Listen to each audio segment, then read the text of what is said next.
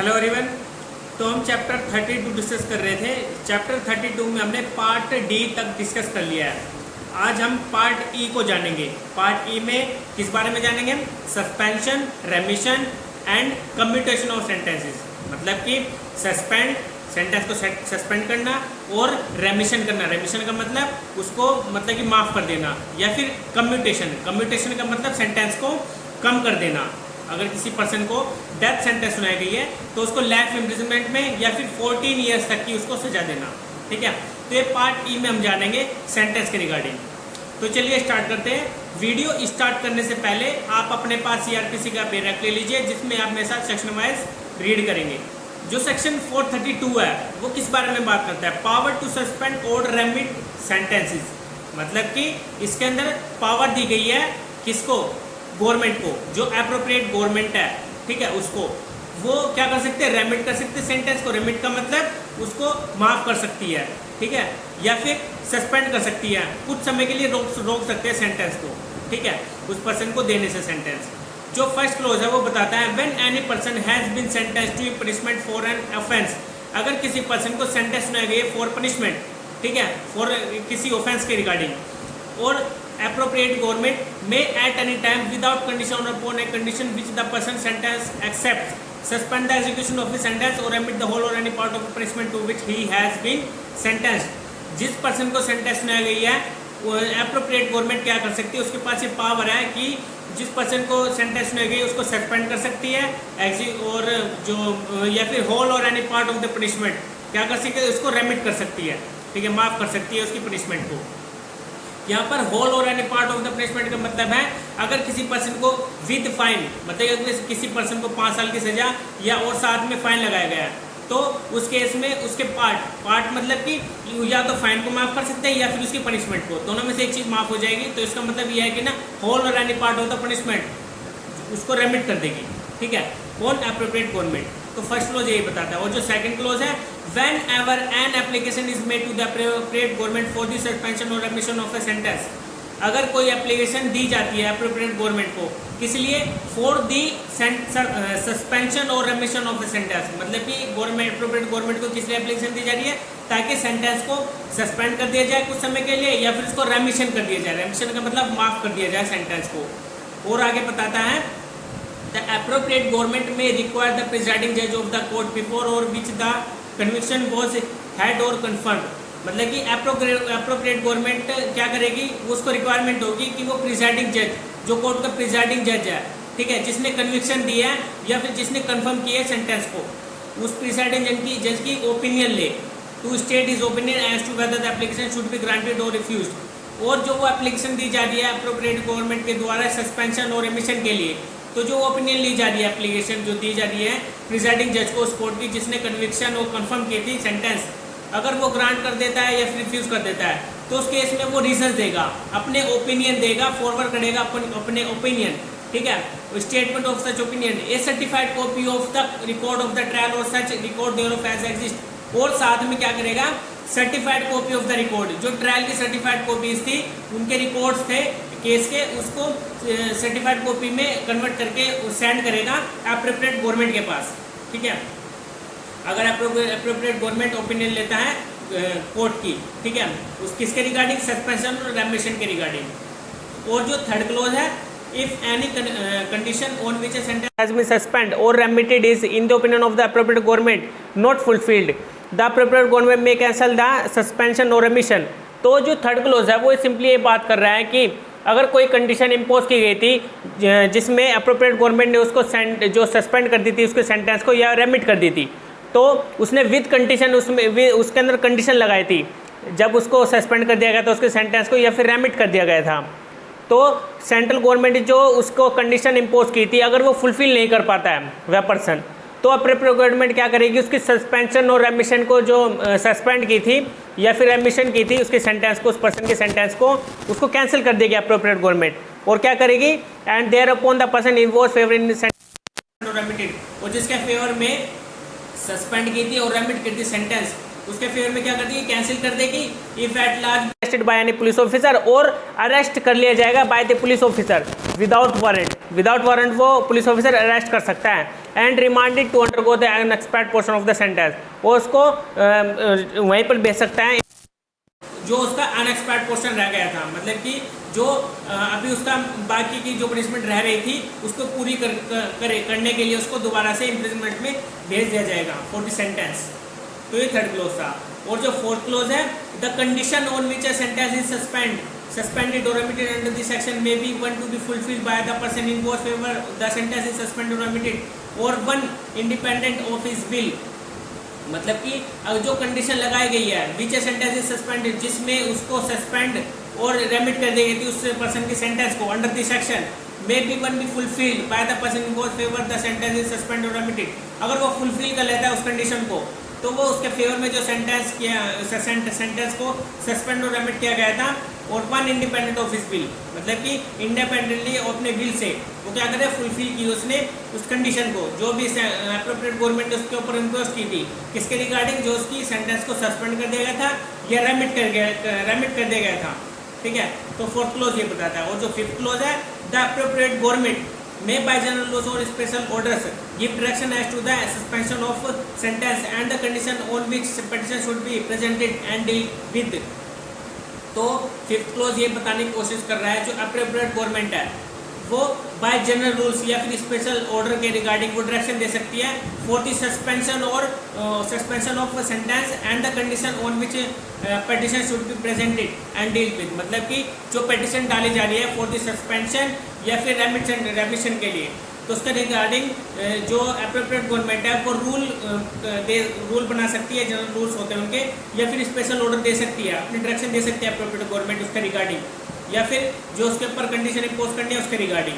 ठीक है, तो आगे इसमें प्रोवाइजो बताता है, provided that in the case of any sentence other than A sentence of fine. मतलब इसमें सेंटेंस ऑफ फाइन को इंक्लूड नहीं किया गया है, इसमें सिर्फ सेंटेंस को इंक्लूड किया गया है।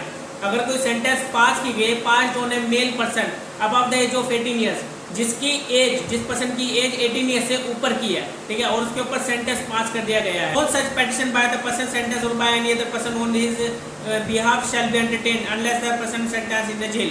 मतलब कि कोई भी पिटीशन नहीं डालेगा कोई अदर पर्सन उसके बिहाफ पे जो जेल में है, ठीक है, जो पर्सन जेल में है उसके बिहाफ पर मतलब कि इसमें कहा गया है कि एंटरटेन नहीं किया जा सकता जो पिटीशन है, ठीक है, उस पर्सन के सेंटेंस के रिगार्डिंग, किसके रिगार्डिंग, रेमिशन के रिगार्डिंग, सस्पेंशन के रिगार्डिंग, ठीक है, या फिर कम्यूटेशन के रिगार्डिंग। तो कोई अदर पर्सन उसके बिहाफ में कोई पिटीशन नहीं डालेगा, लेकिन कब डाल सकता है, unless the person sentence is in jail. अगर वह पर्सन जेल में है तो उसके रिगार्डिंग उसके बिहाफ पर कोई अदर पर्सन क्या कर सकता है, पिटीशन डाल सकता है उसके फेवर में। जो ए और बी सब क्लोज है वो आगे फर्दर बताते हैं, where such petition is made by the person sentence it is present through the officer in charge of the jail. अगर वो पर्सन जेल में है, ठीक है, तो पिटीशन कौन डालेगा, तो पिटीशन उसके बिहाफ पे officer in charge of the jail डालेगा। मतलब कि उसके थ्रू की जाएगी पिटीशन, किसके through, officer in charge of the jail, जिस इम्प्रिजनमेंट के अंडर में है, जिस officer in charge of the jail के अंडर में वह पर्सन प्रिजनर है, ठीक है, उस officer in charge of the jail के द्वारा प्रेजेंट की जाएगी पिटीशन। और जो बी सब क्लोज है, where such petition is made by any other person, अगर कोई पिटीशन किसी अदर पर्सन के थ्रू डाली जा रही है और it contains a declaration that the person sentence is in jail, और ये डिक्लेयर होता है कि जो वो पर्सन है वो इज इन जेल में है, ठीक है, उसके बिहाफ पर कोई अदर पर्सन पिटीशन डाल रहा है, ठीक है, तो डिक्लेरेशन अगर वो देता है पर्सन तो उसके बिहाफ पर वो डाल सकता है कोई अदर पर्सन अगर वो जेल में है तो, ठीक है। तो ये प्रोवाइजो के और भी सब क्लोज थे। और जो सिक्स्थ क्लोज है, the provisions of the above subsection shall also apply to any order passed by a criminal court under any section of this code or any other law which restricts the liberty of any person or imposes any liability upon him or his property।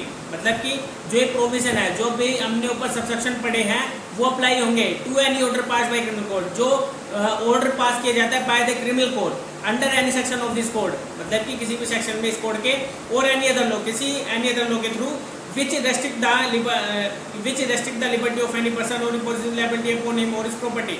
मतलब कि उसकी liberty को restrict किया जा सकता है उस person की जिसको सेंटेंस दी गई है, और उसके ऊपर इम्पोज की जाएगी लायबिलिटी अपॉन हिम और हिज प्रॉपर्टी, मतलब कि उसके ऊपर भी और उसकी प्रॉपर्टी के ऊपर भी लायबिलिटी इम्पोज की जा सकती है किसी भी क्रिमिनल कोर्ट के ऑर्डर पास के थ्रू। ठीक है, तो ये 6th क्लोज था। और जो 7th क्लोज है, in this section and in section 433 that person appropriate means, मतलब कि जो सेक्शन 433 है, 433 में कम्यूटेशन की बात की गई है। ठीक है, जो अब हम नेक्स्ट सेक्शन में पढ़ेंगे। ठीक है, तो 433 में जो एप्रोप्रिएट गवर्नमेंट है उसका मीनिंग क्या है, जो ए और बी सब क्लोज बनाता है वो कहता है in a case where the sentence is for an offence against the order referred to in subsection 6 is passed any relating to the matter to which the executive officer of executive power of the union and the central government, मतलब कि जो subsection 6 है उसमें जो पास की गई है जो क्रिमिनल कोर्ट के थ्रू क्या किया गया था, जो उसके ऊपर इम्पोज की गई थी रेस्ट्रिक्शन, ठीक है, या लायबिलिटी उसके ऊपर इम्पोज की गई थी, तो उस मैटर में relating to the matter executive power of extend, मतलब कि उसमें एग्जीक्यूटिव पावर के पास भी पावर है। ठीक है, एक्सटेंड द सेंट्रल गवर्नमेंट, जो कि सेंट्रल गवर्नमेंट के अंडर भी वह आता है। ठीक है, तो एप्रोप्रिएट गवर्नमेंट ये कहता है। ठीक है, मतलब कि इसमें यूनियन एक्सटेंड है, जो एग्जीक्यूटिव पावर्स होती है, ठीक है, वो सेंट्रल गवर्नमेंट के अंदर आएगी। और जो बी सब क्लोज है, in other case the government of the state within which the offender is sentenced और the said order is passed, मतलब कि अगर अदर केसेस में गवर्नमेंट ऑफ द स्टेट की बात की गई, within which the offender is sentenced, जिसकी स्टेट में ऑफेंडर को सेंटेंस सुनाया गया है, और the said order is pass, या फिर ऑर्डर पास किया गया है, तो स्टेट गवर्नमेंट के अंदर वो अपनी पावर यूज कर सकता है। ठीक है, जो भी हमने ऊपर सेक्शंस पढ़े हैं स्टेट गवर्नमेंट से रिलेटेड एप्रोप्रिएट जो गवर्नमेंट होती है। ठीक है, तो आगे चलते हैं हम 433 सेक्शन में। 433 सेक्शन काफ़ी इंपॉर्टेंट सेक्शन है, जिसमें पावर दी गई है कम्यूटेशन की, मतलब कि सेंटेंस को कम्यूट करना। ठीक है, आगे बताया है द एप्रोप्रिएट गवर्नमेंट में without the consent of the person sentence commute, मतलब कि इसमें एप्रोप्रिएट गवर्नमेंट के पास ये पावर है, वो without the consent of the person, जिस पर्सन को सेंटेंस सुनाई गई है उसकी बिना कंसेंट के उसकी सेंटेंस को कम्यूट किया जा सकता है, मतलब कि कम किया जा सकता है।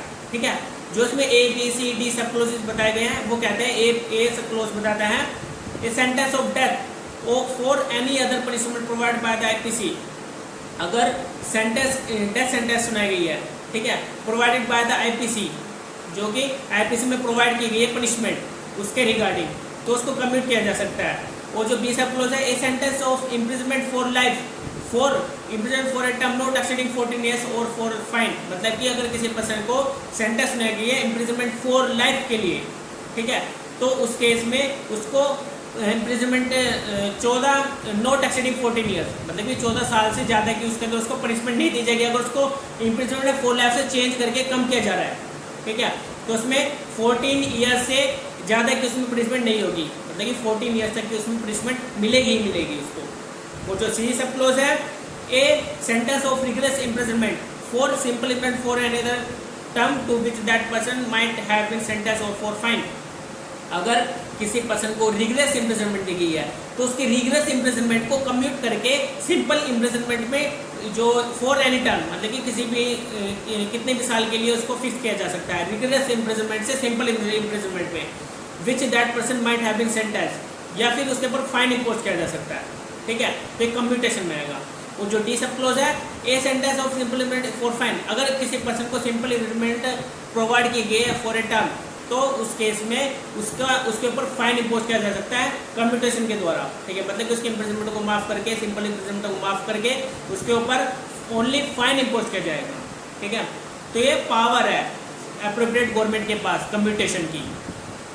और जो सेक्शन 433A है, इसमें रेस्ट्रिक्शन की बात की गई है कि कितनी पावर है, मतलब कि रेमिशन और कम्यूटेशन के regarding.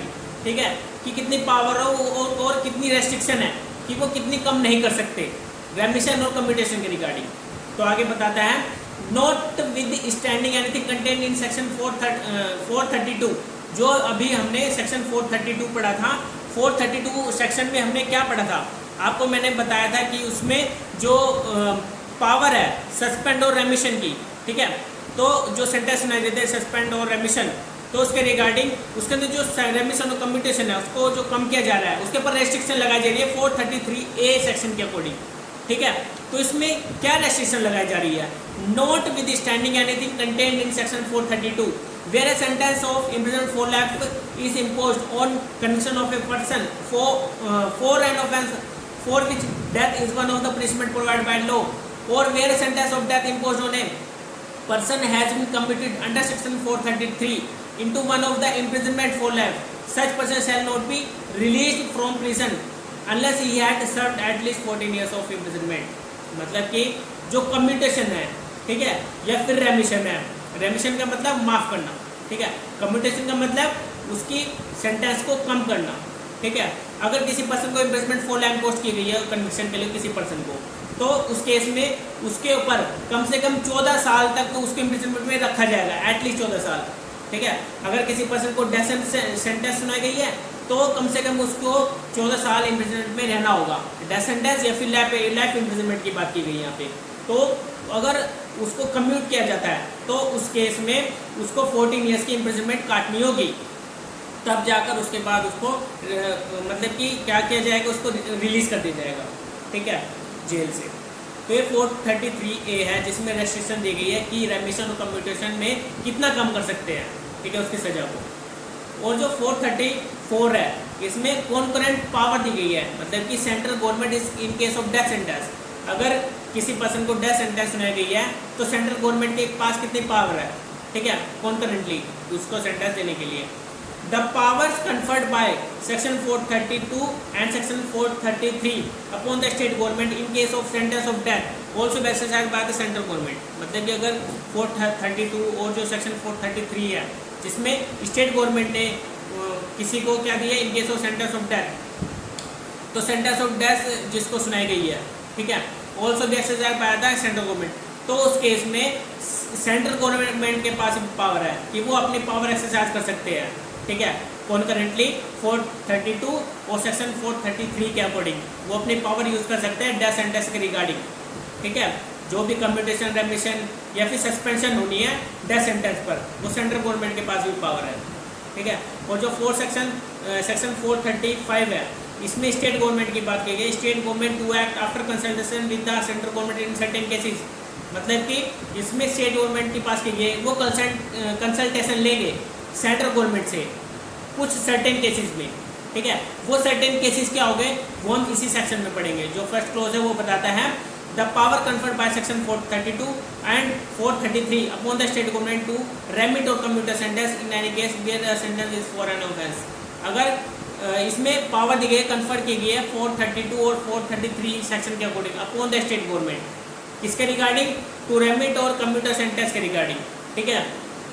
In any case where sentence is for an offence, अगर किसी केस में वो सेंटेंस किसी ऑफेंस में सुनाई गई है मतलब कि कोर्ट के थ्रू, ठीक है, और उसमें जो है 432 और 433 के अकॉर्डिंग स्टेट गवर्नमेंट क्या कर रहा है, रेमिट और कम्यूट कर रहा है, तो उस केस में वो कंसल्टेशन लेगा सेंट्रल गवर्नमेंट से। किन केसेस में, जो हम आगे पढ़ेंगे ए और बी, जो आगे के सी और इसमें जो 3 क्लोजेस बताए गए ABC में, उसके अकॉर्डिंग वो कंसल्टेशन लेगी स्टेट गवर्नमेंट सेंट्रल गवर्नमेंट से। जो ए सब क्लोज है वो बताता है which was investigated by the Delhi special police establishment constitute under the Delhi special police establishment act 1946। मतलब कि अगर इन्वेस्टिगेशन की जा रही है by the Delhi police establishment act के अकॉर्डिंग 1946 के अकॉर्डिंग, और by any other agency empowered to make investigation, और या फिर कोई एनी अदर एम्पावर्ड है इन्वेस्टिगेशन के लिए जो कि सेंट्रल एक्ट के अंडर आती है, ठीक है, अदर दैन दिस कोड, इस कोड के बजाय, तो वो कंसल्टेशन लेंगे स्टेट गवर्नमेंट, किससे, सेंट्रल गवर्नमेंट से, फॉर द कम्यूटेशन या फिर रेमिशन के लिए। और जो बी सब क्लोज है विच इन्वॉल्व द मिसअप्रोप्रिएशन और डिस्ट्रक्शन ऑफ और damage to any property belonging to the central government, या फिर मिसअप्रोप्रिएशन हो रहा है या डिस्ट्रक्शन हो रहा है, डैमेज की जा रही है प्रॉपर्टी जो बिलोंग करती है सेंट्रल गवर्नमेंट से, तो उन केसेस में भी स्टेट गवर्नमेंट रेमिशन और कम्यूटेशन के लिए कंसल्टेशन लेगी सेंट्रल गवर्नमेंट से, ठीक है।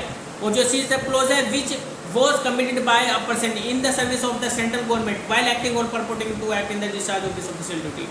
अगर जो सर्विस कर रहा है, ठीक है, which was committed by a person in the service of central government, जो सर्विस कर रहा है सेंट्रल गवर्नमेंट के अकॉर्डिंग, तो वो सेंट्रल गवर्नमेंट के पास ही पावर है, वो कंसल्टेशन स्टेट गवर्नमेंट लेगी रेमिशन और कम्यूटेशन के लिए, सेंट्रल गवर्नमेंट से कंसल्टेशन लेगी सेंटर्स को रेमिशन और कम्यूटेशन के लिए।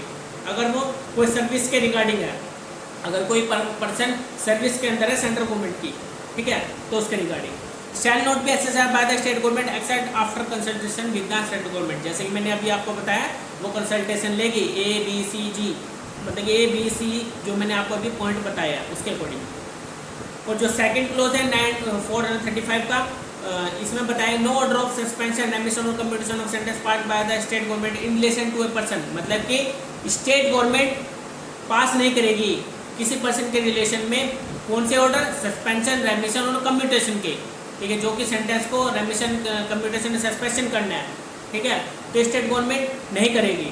Who has been convicted of offence, जो कन्विक्ट है ऑफेंस के regarding, some of which relate to matter to which the executive power of the union extend, जो कि रिलेट करते हैं मैटर्स जो कि executive power of the union extend तक है, मतलब कि यूनियन सेंट्रल गवर्नमेंट के पास है वो पावर, ठीक है।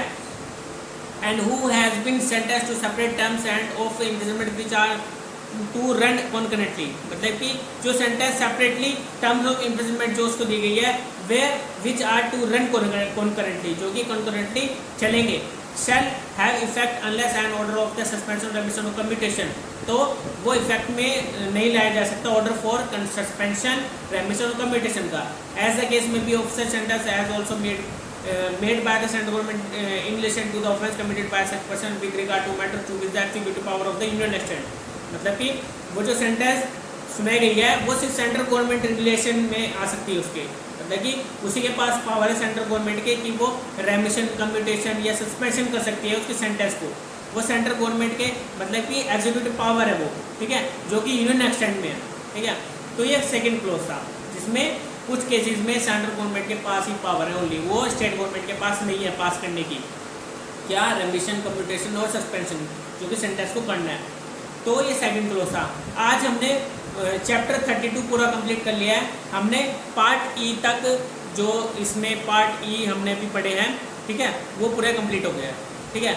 अब हम अपनी नेक्स्ट वीडियो में डिस्कस करेंगे चैप्टर 33 जो कि बात करता है provisions as to bail and bonds के रिगार्डिंग, ठीक है, ये काफ़ी इंपॉर्टेंट सेक्शंस है जो कि चैप्टर 33 है। तो आज के लिए इतना ही था।